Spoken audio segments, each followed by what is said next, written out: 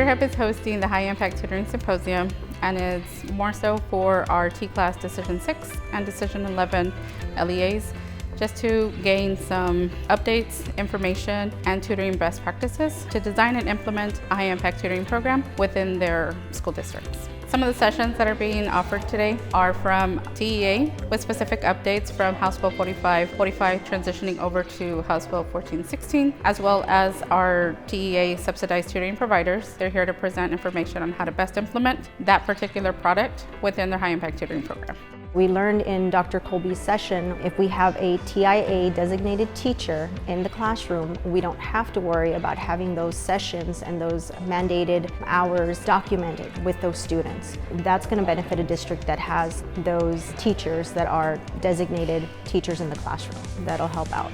Students that don't perform satisfactorily, that is, they don't achieve approaches or higher on a state assessment, are required one of two options. They can be placed with a teacher that is designated through the teacher incentive allotment, or they must receive 15 at the minimum or up to 30 hours for each attempt that they haven't performed that in. There still are some cases where the 30 hours would be in place, depending if they score higher, like they just missed the cutoff, or they scored very low on it. The very low group would have to receive the 30 hours.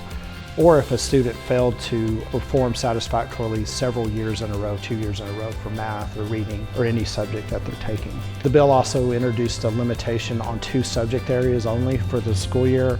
Previously it was every subject tested could potentially result in hours. Now it's 2 subjects, prioritizing math and reading.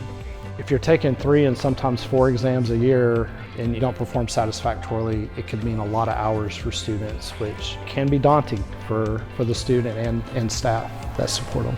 I think we're fortunate that we had House Bill 4545 in place for the 2 years, so there's a lot of structural things already in place that can be then transferred to meet the requirements for 1416.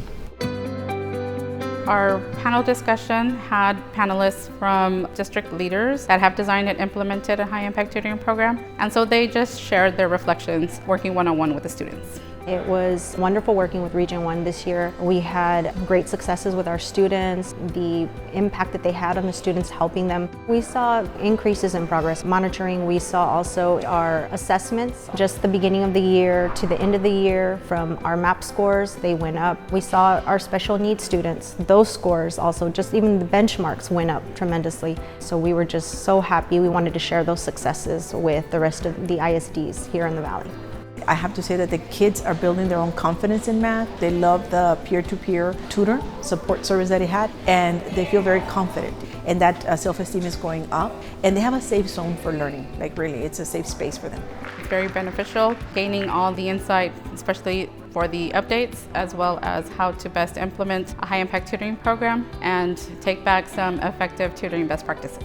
I think that decreasing the allotted time from 30 hours to 15 hours is going to be a lot more beneficial for the students and for teachers being able to meet those requirements when it comes to the House Bill, and also just really close those gaps that were there due to the COVID-19 pandemic.